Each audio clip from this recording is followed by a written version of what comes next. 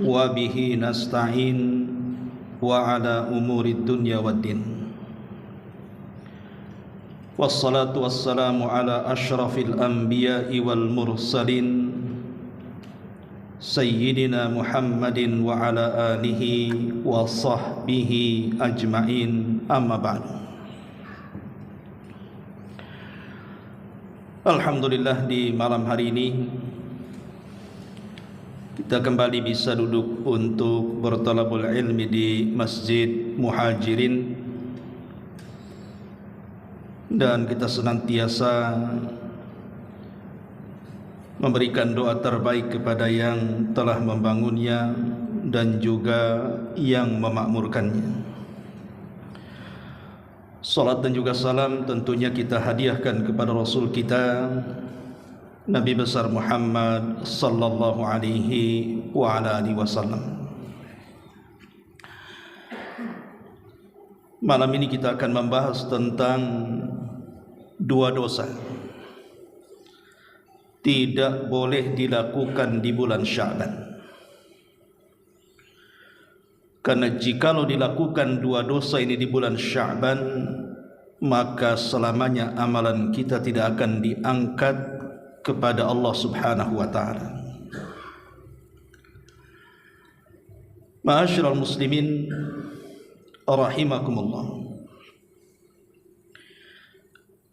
Kita tahu bahwa bulan Sya'ban adalah bulan yang merupakan muqaddimah masuknya Ramadan. Sebagaimana perkataan Al-Hafidh Ibn Rajab Al-Hambali rahimahullah ta'ala mengatakan bahwa syahru Sya'ban kal muqaddimati li Ramadan. Jadi bulan Sya'ban itu seperti muqaddimah masuknya Ramadan. Maka siapa yang mampu memakmurkan bulan Sya'ban, maka dia akan menikmati bulan Ramadan. Tapi siapa yang tidak memakmurkan bulan Sya'ban, maka dia akan susah untuk menikmati bulan Ramadan. Saya contohkan, kalau seandainya seseorang itu sebelum melaksanakan salat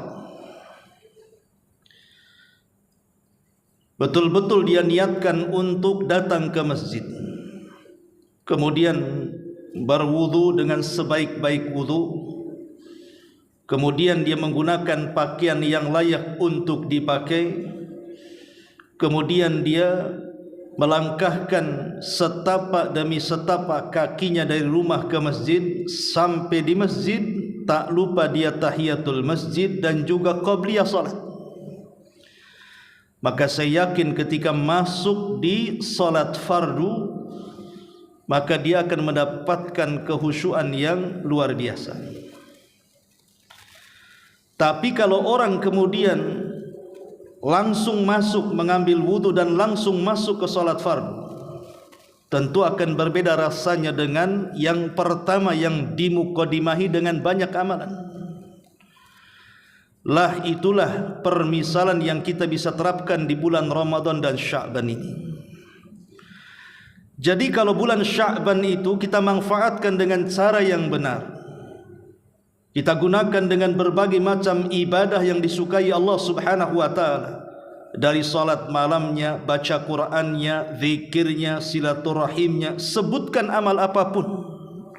Kita mulai di bulan Sya'ban ini, maka masuk di bulan Ramadan, maka kita akan menikmati Ramadan itu.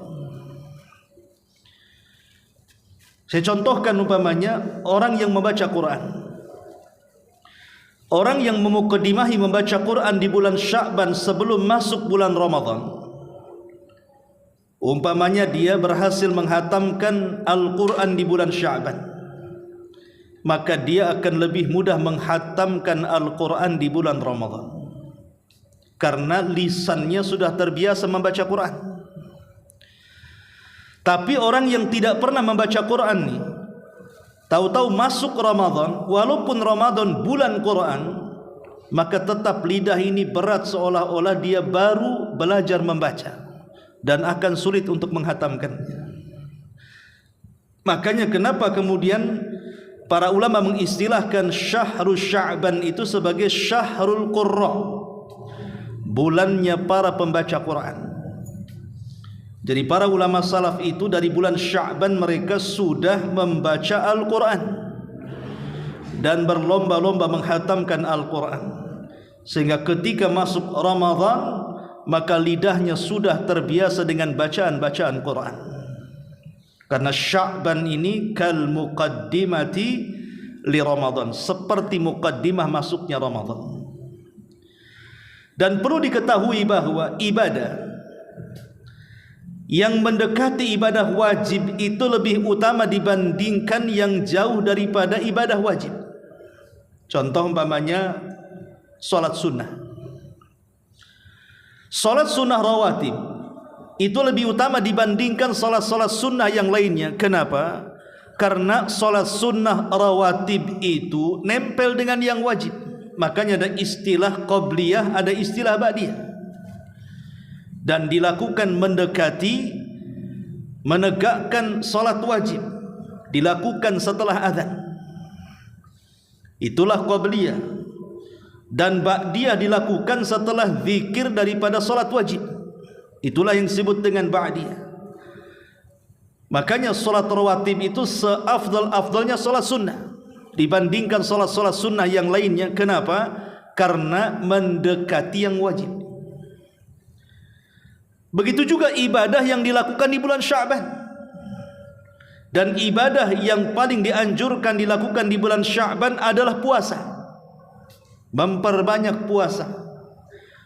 Karena puasa di bulan Sya'ban itu seperti qabliyah dalam rawatib. Sama dengan Syawal. Kan ada puasa Syawal 6 hari itu. Maka puasa Syawal itu sama dengan ba'diyah dalam rawatib. Dan itu kaidah yang disebutkan para ulama. Sebuah ibadah yang mendekati ibadah wajib, maksudnya ibadah sunnah yang mendekati ibadah wajib, maka ibadah itu sangat istimewa. Maka mumpung di bulan Sya'ban, perbanyak puasa. Sampai Aisyah radhiyallahu anha, beliau mengatakan, kana Rasulullah sallallahu alaihi wasallam yasumu hatta naqula la yuftir wa yuftiru hatta naqula la yasum. Kata Aisyah radhiyallahu anha, Nabi sallallahu alaihi wasallam biasa berpuasa sampai kami katakan bahwa beliau tidak pernah berbuka. Beliau pun berbuka sampai kami katakan beliau tidak pernah berpuasa. Fama raaitu, kata Aisyah, Rasulullah sallallahu alaihi wasallam istakmala siyama syahrin ila Ramadan wa ma ra'aituhu aktsara siyaman minhu fi Sya'ban. Kata Aisyah radhiyallahu anha, aku tidak pernah sama sekali melihat Rasul berpuasa secara sempurna 1 bulan selain Ramadan. Aku pun tidak pernah melihat beliau berpuasa yang lebih banyak daripada berpuasa di bulan Sya'ban. Beliau hampir puasa 1 bulan. Jadi ini Sya'ban itu termasuk syahrus siyam namanya. Bulan di mana kita dianjurkan memperbanyak puasa sunnah. Puasa sunnah itu kan banyak. Kita bisa mengambil ayyamul bid 3 hari dalam sebulan. Atau kita bisa menambah dengan puasa Senin Kemisnya setiap pekan. Atau mungkin kita bisa menambah dengan Daudnya 1 hari puasa 1 hari tidak. Atau kita bisa menggunakan puasa mutlak setiap hari puasa. Itu disebut dengan puasa mutlak namanya. Mulai daripada awal Sya'ban sampai akhir Sya'ban, tapi tidak boleh dihabiskan 1 bulan. Karena tidak boleh menyerupai puasa Ramadan. Mungkin di tanggal 27 kita berhenti, atau di tanggal 26 kita berhenti, atau di tanggal 28 kita berhenti. Itu dibolehkan, namanya puasa mutlak. Dan itu berdasarkan sabda Nabi sallallahu alaihi wasallam, "Man shama yawman fi sabilillah, ba'adallahu wajhahu 'anin nari 70 kharifa." Barang siapa yang berpuasa 1 hari saja di jalan Allah Subhanahu wa taala, maka Allah akan jauhkan wajah dia dari neraka sejauh 70 tahun perjalanan. Maka ini kesempatan kita memperbanyak puasa, terutama mungkin ibu-ibu, karena biasanya kebanyakan yang punya hutang puasa itu kan ibu-ibu. Ada yang 1 minggu, ada yang 2 minggu. Maka ini di permulaan Sya'ban ini kesempatan untuk nyaur hutang. Jangan sampai kemudian lewat Sya'ban masuk Ramadan, hutang tahun kemarin belum terbayar. Maka bayarlah hutang di bulan Sya'ban ini, mumpung baru lewat beberapa hari. Artinya masih ada kesempatan untuk membayar hutang. Atau mungkin dulunya kita punya kafarah, mungkin kafarah sumpah, mungkin kafarah jima di bulan Ramadan, mungkin kafarah zihar, yang kemudian kafarah itu berbentuk puasa, maka kita bisa puasa di bulan Sya'ban. Atau mungkin pernah nazar, kita pernah nazar, mungkin kita pernah mengatakan kalau anak saya sembuh saya akan puasa, atau puasa-puasa yang lainnya. Maka Sya'ban adalah bulan sangat dianjurkan sekali untuk berpuasa. Kenapa demikian? Karena puasa di bulan Sya'ban itu melatih keikhlasan untuk berpuasa di bulan Ramadan. Kalau kita bisa menanamkan keikhlasan berpuasa di bulan Sya'ban, maka kita akan lebih ikhlas lagi puasa di bulan Ramadan. Kenapa demikian? Karena kalau bulan Ramadan itu kan sifat puasanya serentak tuh. Hampir semua umat Islam, yang kecil, yang besar, yang laki-laki dan perempuan, yang tidak ada halangan pasti berpuasa. Artinya godaan puasanya sedikit karena semua orang berpuasa. Yang jual es pun ikut puasa, akhirnya tak jual es. Yang jual minuman tidak jual lagi karena dia juga sedang berpuasa. Tapi kalau bulan Sya'ban itu kan tidak serentak, ada yang puasa, ada yang tidak. Warung pun belum ada aturan harus menutup depannya. Orang yang jual es cendol pun masih boleh lalu lalang di depan kita. Orang yang makan juga masih kita lihat di depan mata kita. Artinya kita diuji nih puasa di bulan Sya'ban ini dengan ujian-ujian di sekeliling kita. Apakah kita sanggup berpuasa atau tidak? Kalau kita sanggup berpuasa di bulan Sya'ban dengan berbagai macam rintangan di depan kita, yang jual bakso tangtung-tangtung depan rumah, kita jalan sedikit saja warung kaki lima di mana-mana. Kalau kita berhasil nih puasa di bulan Sya'ban ini, maka kita akan lebih berhasil lagi berpuasa di bulan Ramadan. Jadi hitung-hitung latihanlah untuk puasa Ramadan, maka berpuasalah di bulan Sya'ban. Supaya kalau kita terbiasa lapar di bulan Sya'ban, masuk Ramadan, maka puasa kita ini tinggal memperbaharui yang tadinya puasa perut menjadi puasa hati. Anggaplah di bulan Sya'ban ini sifatnya hanya puasa perut saja. Maknanya puasa perut itu hanya menahan lapar, menahan dahaga, menahan syahwat, kan gitu. Kalau kita berhasil menahan puasa perut, berarti di bulan Ramadan kita tingkatkan bukan hanya puasa perut, tapi lebih daripada itu puasa hati, supaya mencapai apa yang difirmankan Allah Subhanahu wa taala, la'allakum tattaqun, agar kalian bertakwa. Dan takwa itu ada di hati, bukan ada di perut.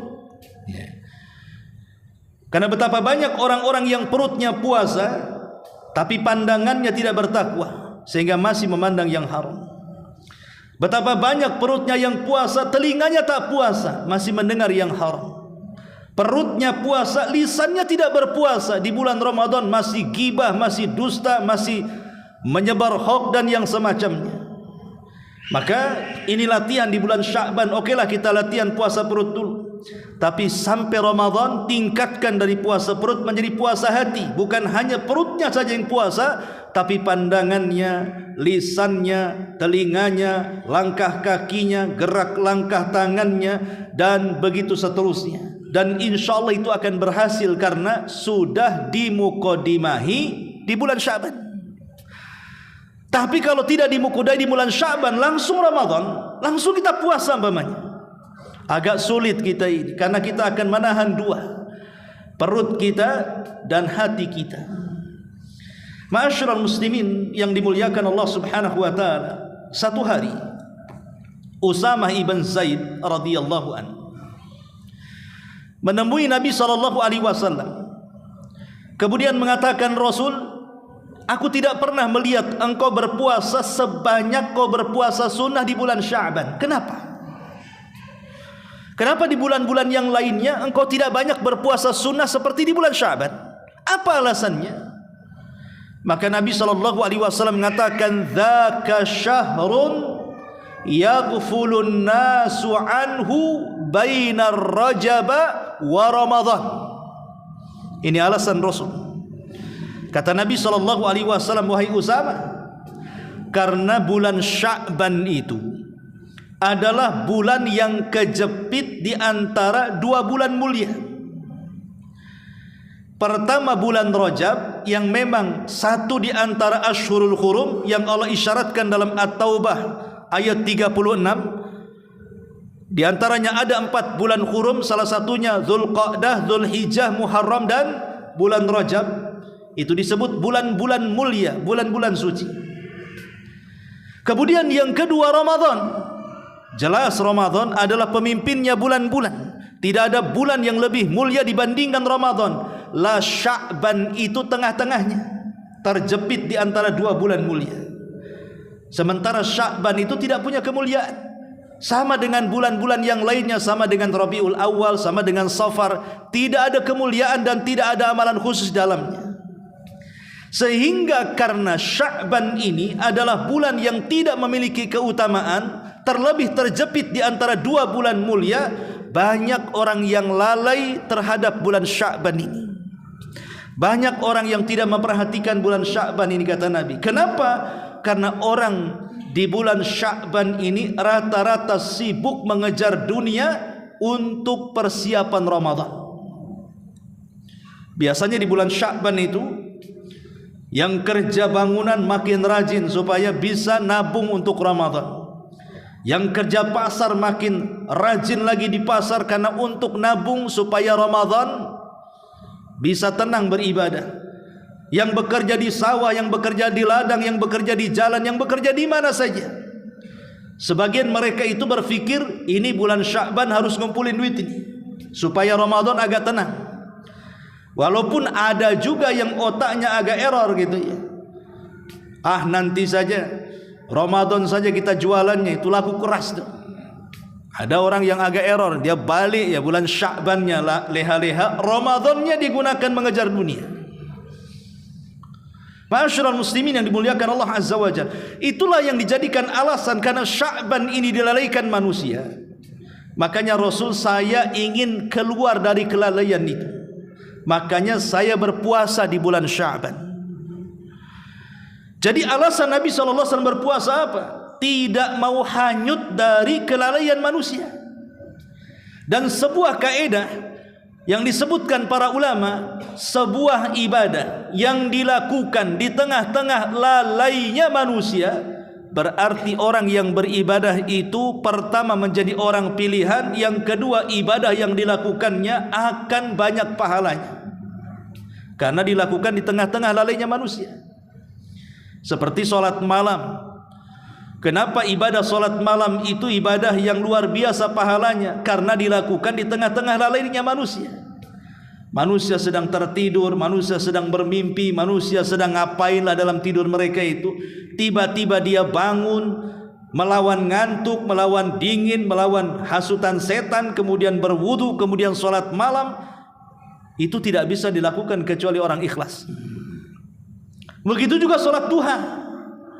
Di tengah-tengah orang sibuk dengan ladangnya, dengan kebunnya, dengan tokonya, dengan pasarnya, dengan kantornya, dengan PT-nya, tiba-tiba dia keluar dari kelalaian itu.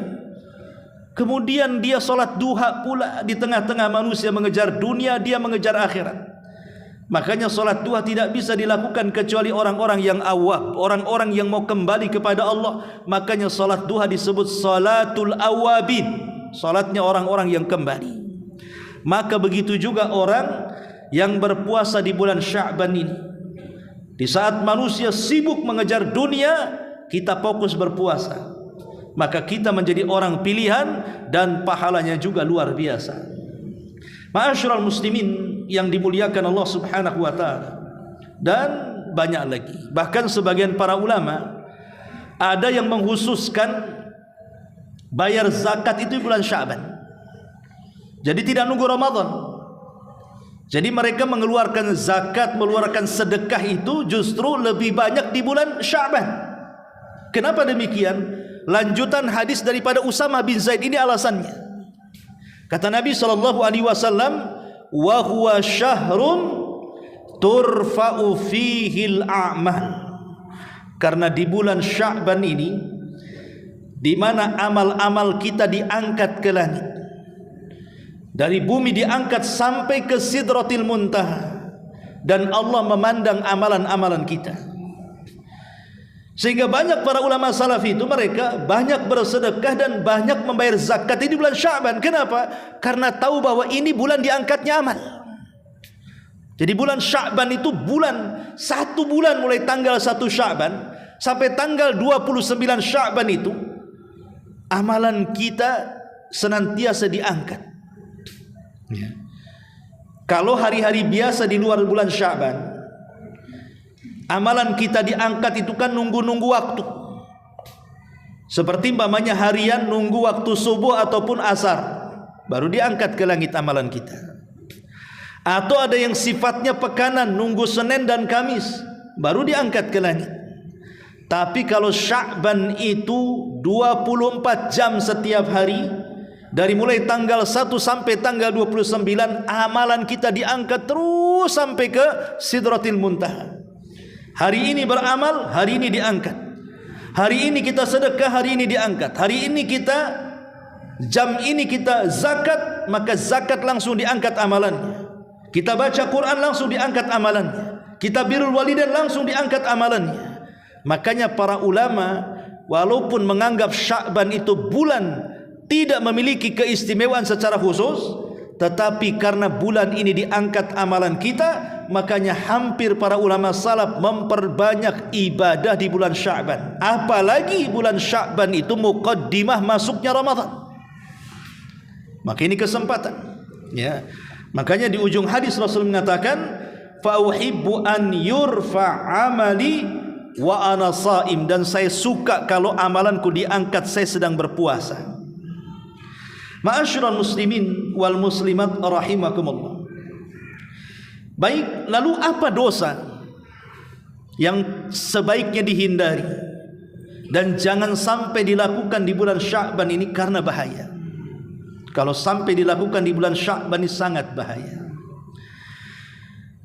Disebutkan dalam sebuah hadis yang dikeluarkan Al-Imam At-Tabarani, dan ini satu-satunya hadis yang disahihkan para ulama yang menjelaskan tentang keutamaan Sya'ban. Karena rata-rata hadis-hadis yang bicara tentang keutamaan Sya'ban itu rata-rata maudhu, rata-rata palsu, rata-rata dhaifnya itu syadidu dha'fi, sangat lemah, tidak bisa dijadikan hujjah. Hanya satu hadis ini saja yang disahihkan para ulama, disahihkan oleh Syekh Albani rahimahullahu taala. Perhatikan hadisnya. Rasul mengatakan, hadis dari Mu'ad bin Jabal radhiyallahu anhu, Nabi SAW mengatakan, yattali'ullahu ila jami'i khalqihi lailatan nisfi min Sya'ban fayaghfiru li jami'i khalqihi illa li musyrikin aw musakhinin. Kata Nabi SAW, Allah akan mendatangi seluruh makhluknya. Kapan itu? Pada malam nisfu Sya'ban, pada malam pertengahan bulan Sya'ban. Untuk apa? Untuk mengampuni seluruh dosa-dosa makhluknya, kecuali, kata Rasul, illa li musyrikin, kecuali orang yang berlaku syirik, dan yang kedua au musakhinin, orang yang suka melakukan permusuhan, dalam hatinya penuh dengan hasad, hasud dan kedengkian. Ini dua orang ini tidak akan diampuni. Saya ulang, inilah satu-satunya hadis yang sahih yang bicara tentang keutamaan nisfu Sya'ban, di mana semua hadis selain daripada ini ketahuilah semuanya lemah bahkan palsu. Seperti hadis-hadis yang menghususkan tentang solat nisfu Sya'ban, maudhu, palsu hadisnya. Kemudian juga membaca ayat-ayat atau surat-surat tertentu di nisfu Sya'ban, hadisnya maudhu.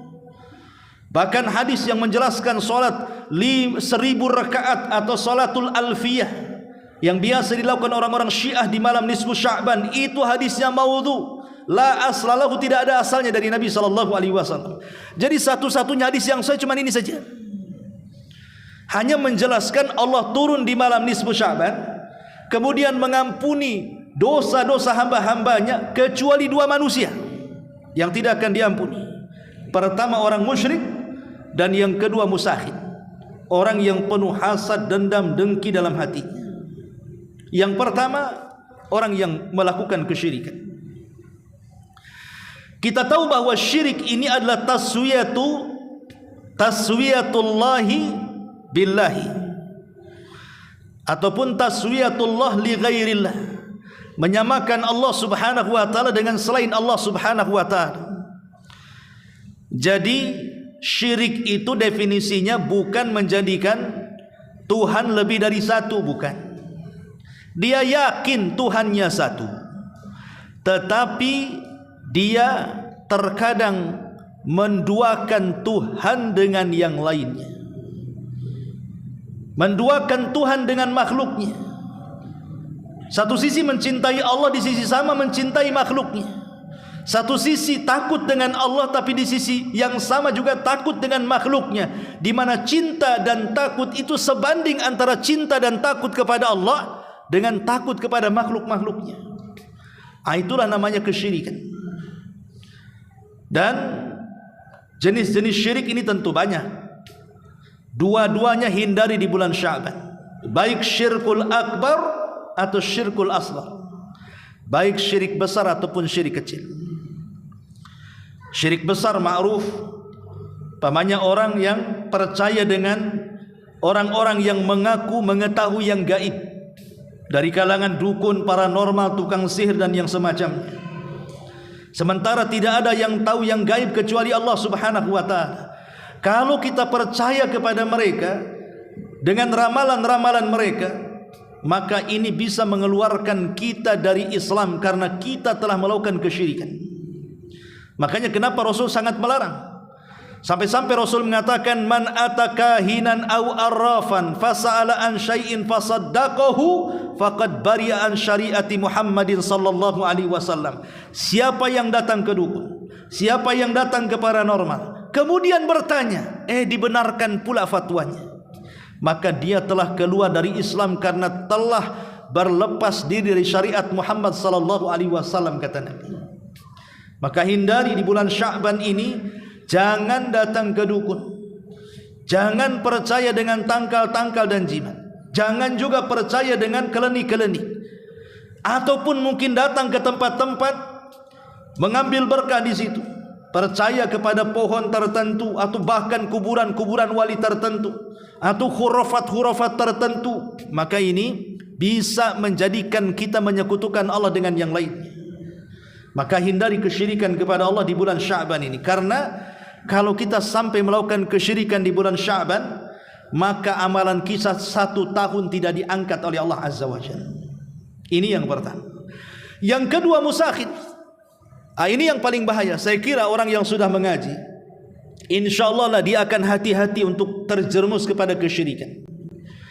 Tapi masalahnya untuk perkara yang kedua ini kadang-kadang sulit. Apalagi di zaman sekarang ini boleh dikata sebagai zaman di mana kezaliman itu merata di mana-mana. Mulai tingkat keluarga, bagaimana suami zalim kepada istri, istri zalim kepada suami. Betapa banyak kemudian suami yang menzalimi istrinya, mengambil hak istrinya, memaksa untuk mengambil uang istrinya. Itu kan banyak tuh. Disuruh menjual emasnya, Kadang-kadang dia bekerja kemudian gajinya dirampas suaminya. Itu kezaliman itu. Atau mungkin sebaliknya. Atau mungkin anak kepada orang tua kan. Saya baca status di Facebook itu tadi. Ada anak gadis bawa pisau mau bunuh ibunya gara-gara tidak dibelikan skincare. Minta skincare, bayangkan, sama ibunya, nggak dikasih, dibawakan pisau ibunya. Sampai ke seperti itu. Ini masih mending dibawakan pisau kan. Ada juga yang sampai dibunuh kan. Gara-gara minta sepeda motor dibunuh ibunya, dibunuh ayahnya. Ingin mendapatkan cepat warisan dibantai keluarganya. Itu dan tingkat keluarga saja yang namanya zalim itu luar biasa. Ya orang tua zalim kepada anaknya, ya anak zalim kepada orang tuanya. Belum lagi tingkat ke tetangga, dari rumah tangga kemudian ke tetangga. Betapa banyak orang-orang yang kemudian zalim dengan tetangganya, meletakkan sampah sembarangan, parkir sembarangan, ngomong sembarangan, nyinggung sembarangan. Masya Allah ya. Kita lihat banyak orang-orang yang tidak kerasan kan, ingin pindah rumah, hanya masalahnya bukan dari segi suami, ya suaminya bagus, soleh, anaknya soleh dan soleha, orang tuanya juga tidak ada masalah. Ketika ditanya kenapa mau pindah dari perumahan sini, karena tetangganya yang gak bagus. Jadi memang ini era kezaliman kan. Belum lagi antar pekerja, di mana orang yang tidak mau bayar gaji, pada Rasul mengatakan sebelum keringat itu kering, harusnya gaji itu sudah sampai kepada pekerja. Satu hari ada tukang bangunan datang ke rumah, Pak Ustaz ada kerjaan. Kenapa? Saya kerja 1 bulan, uangnya digondol bos saya katanya, nggak dibayarkan. Lah ini kan zalim ya. Ini terjadi gitu.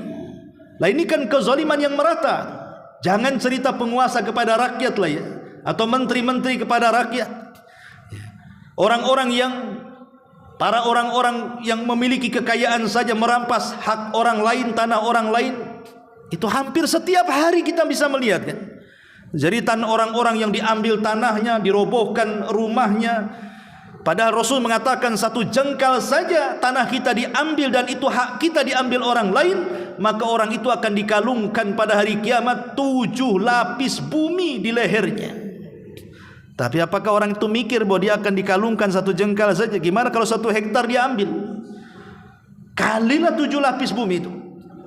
Gimana caranya kemudian dia membawa tanah seberat itu di kalung dia?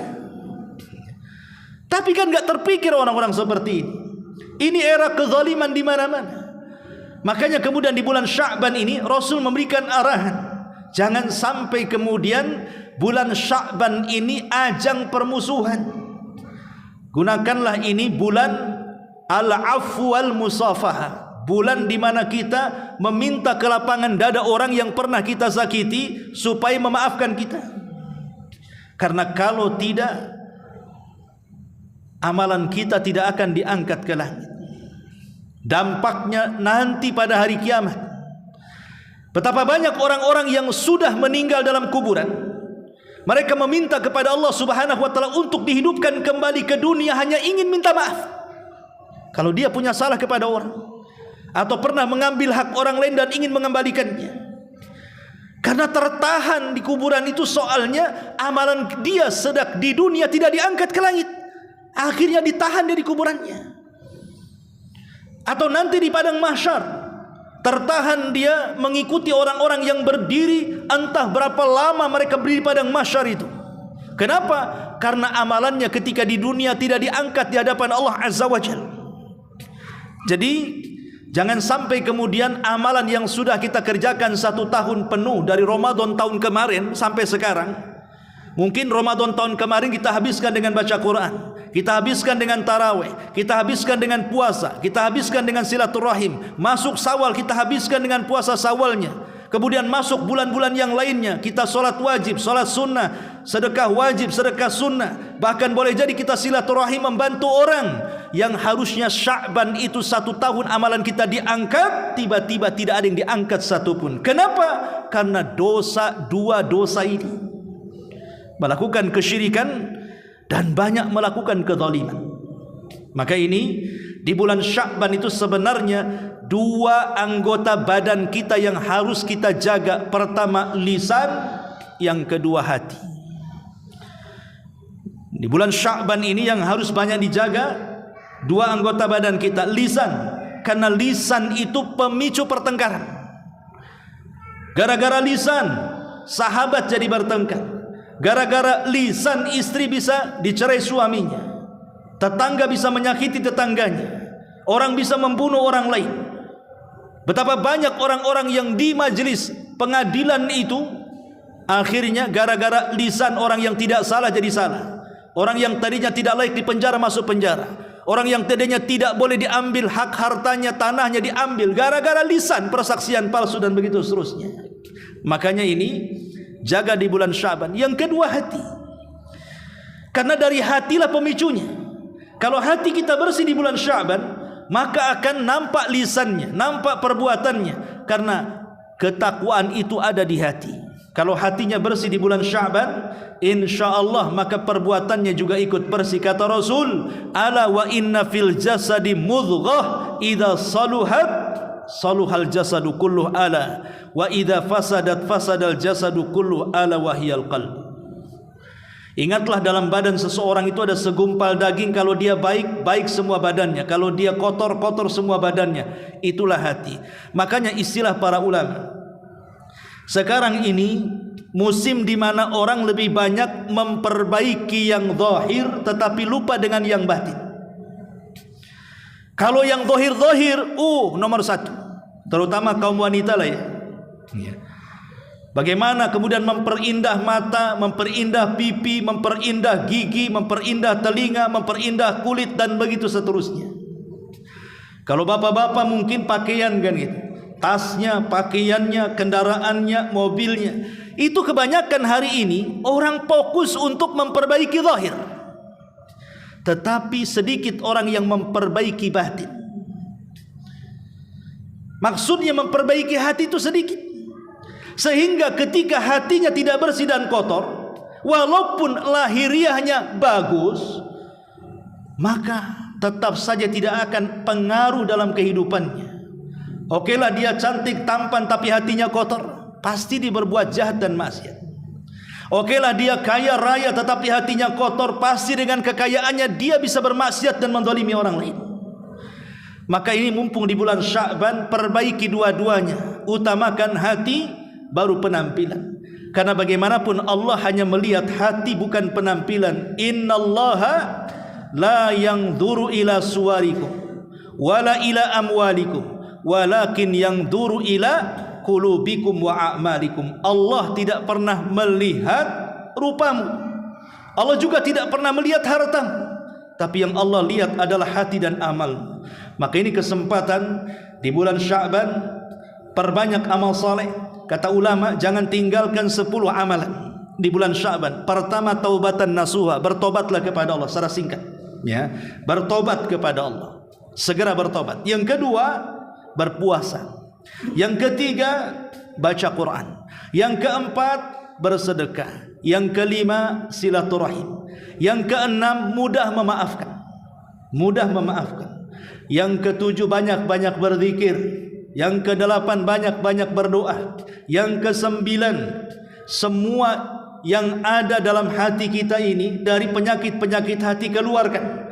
Kemudian yang terakhir, yang paling penting adalah murnikan akidah.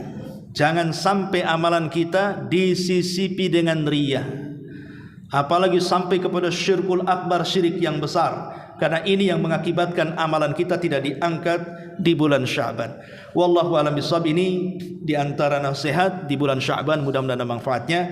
Akhir kalam, subhanakal bihamdika asyhadu an la ilaha illa anta astaghfiruka wa atubu ilaik. Allahu ta'ala alam. Assalamualaikum warahmatullahi wabarakatuh.